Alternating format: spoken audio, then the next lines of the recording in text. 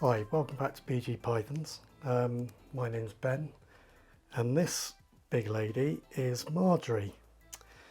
And Margaery is kind of outgrowing, as you can see, her current enclosure. She's getting caught up in all my wires.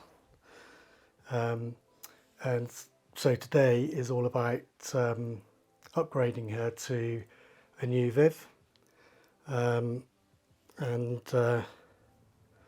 Hoping she stays still for 5 seconds. So she's going upgrading from a 4 foot or 1200 by 600 by 380 mil Viper Viv to a 180. I was going to 1800 by 600 by 380 Viper Viv, which I've got here. She's a bit hissy at the moment, which is I have just woken her up, so to be fair, she's allowed to be a bit grumpy. Yeah, so I'll take you through a few of the bits and pieces in this new Viper Viv. I think they're absolutely fantastic vivariums, made of polypropylene, not the sort of some of the PVC ones that you see where they're actually bolted together. This comes as a whole unit,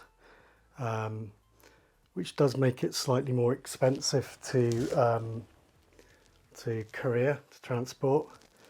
But there's absolutely some fantastic features in there.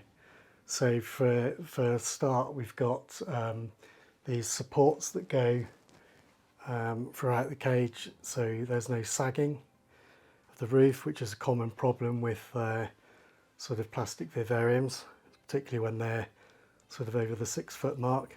Yeah, I mean, Margaery, just a bit about her, she's 4 years old, so compared to Tyrion, who I featured in a previous video, you know, the difference just a few years makes is quite incredible. She's absolutely, you know, brilliant snake. She's just, you know, that's the big difference between these and woomers. She's pretty heavy, and she's still got a bit of growing to go. So they,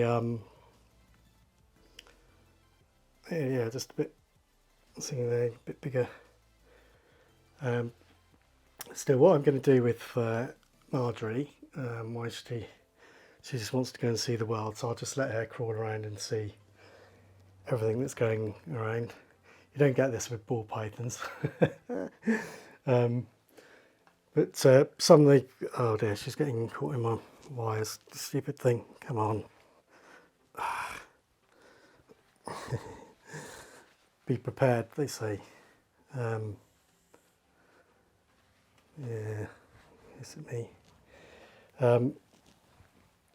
But essentially what I've done with this is I've not used the Haberstat radiant heat panel. I've gone with Hecker warm plate, which I've got in my IM cages.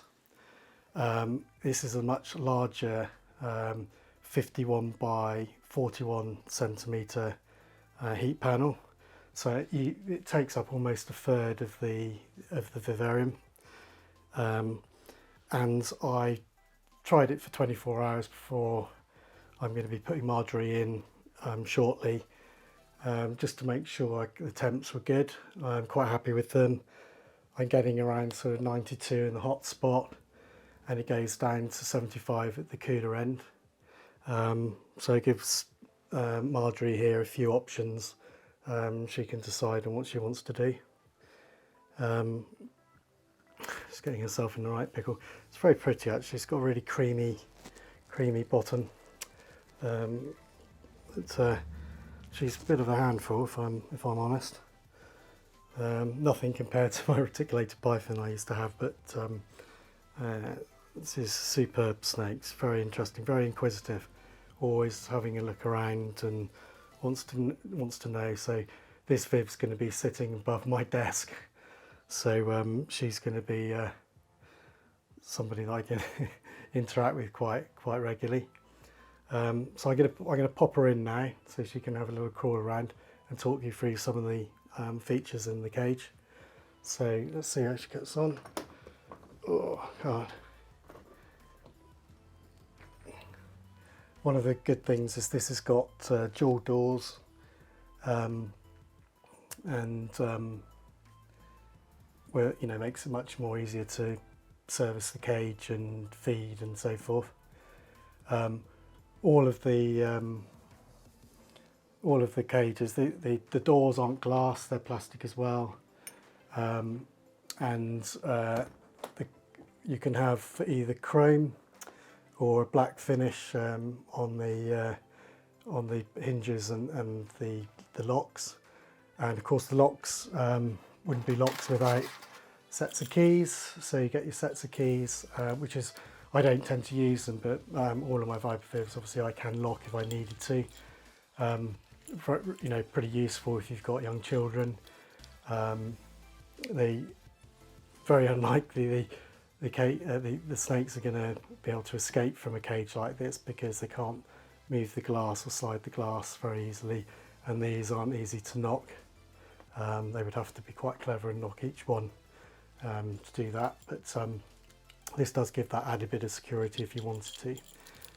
So other features that I like, I mentioned before about the additional supports that they've put in to prevent sagging.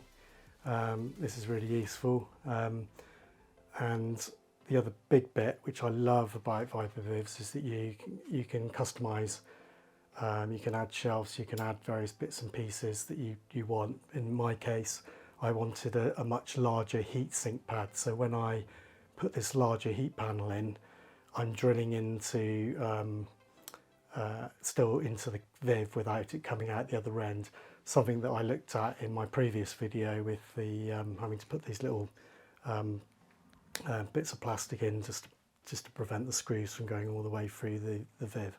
So, you know, by asking and knowing that you're going to do that beforehand makes it a lot better, because you, of course, they can drill in nice and easily. Other things that I really like, just the fact that the Viv is really light compared to you know, a 6-foot wooden Viv on a shelving system would be you know, massively heavier, you know, much bigger weight. So quite good to have that out the way.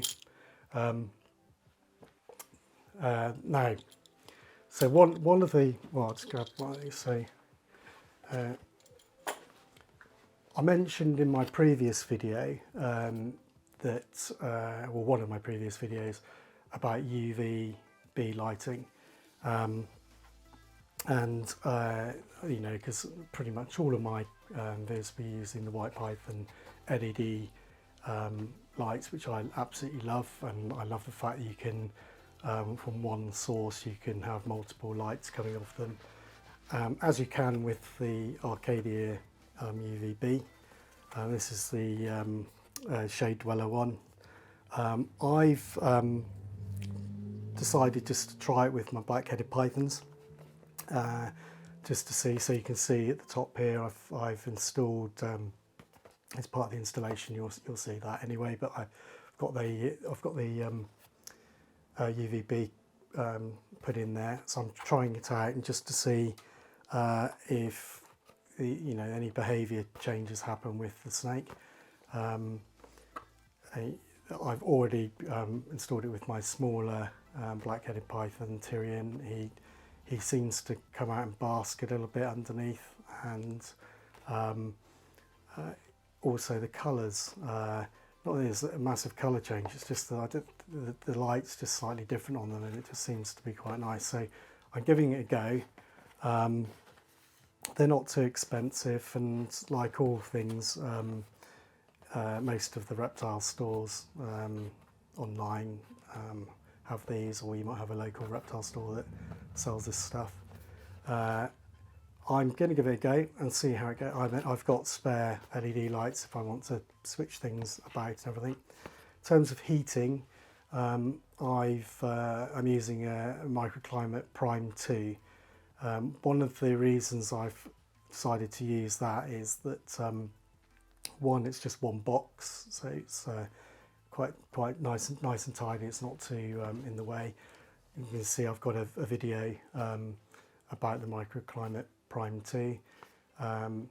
Also, if I feel that I do need an additional heat source at the other end, be that one of my spare white python ceramics, or I've got spare Habitat radiators, I could pop one in there and I can use the same thermostat to power both heat sources, because they have separate probes, and the light as well. So it's all I don't have to do. I can do the night and day temps and everything without having to worry about a thing, which is really good.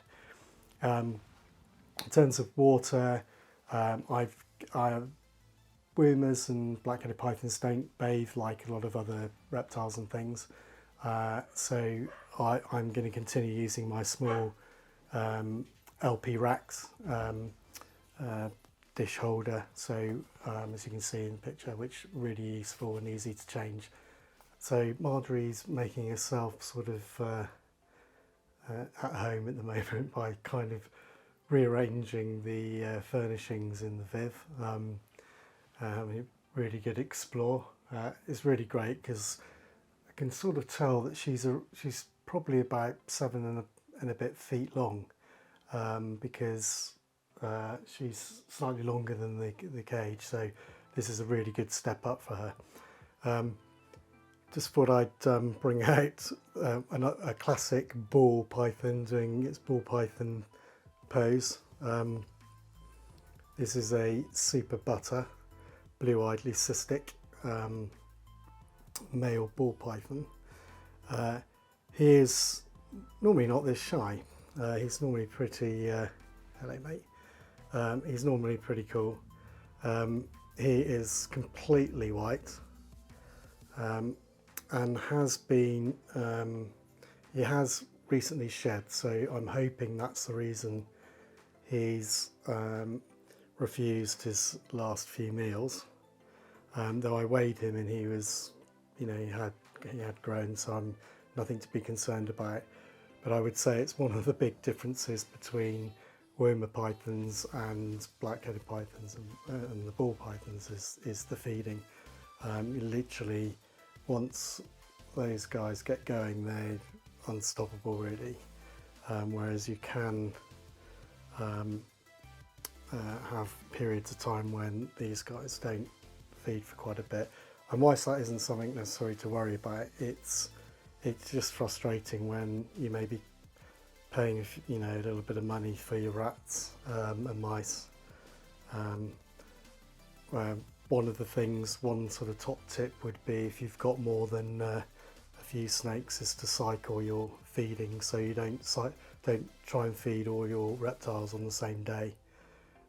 That way, if you get anything refusing, they can, you know, another one can pick it up. So just a little tip there, just to save some money. Woken up a bit now. It's not shy. They are super cool. I do like the blue-eyed leucistics. I know there's millions of ways, or certainly there's a huge number of ways of getting a blue-eyed leucistic or a white ball python with all the genetics, but making a bit of noise there. Yeah, they're actually one of my favourites. I just really like the pure white. And I've got a couple of these. And yeah, she's beautiful. So there we are. Well, whilst Margaery is getting acquainted with her new cage, and going to keep an eye on her to make sure she doesn't completely destroy everything, I'll make sure she settles down and everything, because she is a big strong snake, so anything that's kind of in there, you know, I'd love to put more furnishings in, really. I've just got a branch in there and a couple of hides, and the water and things. If I put much more in there, she would literally just completely rearrange the Viv, so it's not worth doing. So we'll see how she gets on. I highly recommend these ViperVivs. I've got, how many have I got? 6 of them. I think they're really good, brilliant quality. I go for white because I just like white because it keeps my room bright, but they do beige and black, and as well you can bespoke quite a bit if you go onto their website, ViperVivs, I think .co.uk. I'll put a link in my description down the bottom, but they can bespoke on occasions. They've got galleries there where they've done these mega vivs and all sorts of things, tortoise closures, stuff for arboreal snakes like green trees and emeralds. So I do really recommend them, they're really good. And so, so what you think? So I hope this has been relatively useful. It's just been a bit of a quick one. I tend to read the snakes quite well. I think Margaery was a bit peed off with me waking her up and moving her, so that's why I didn't keep her out for too much longer. So I'll see how she gets on. I'm hoping to get something a bit slightly different in the next month or so. So do subscribe or press the bell button for that video, which hopefully be quite interesting to a few people, because it's a bit different. Anyway, this is, by the way, is called Jon Snow.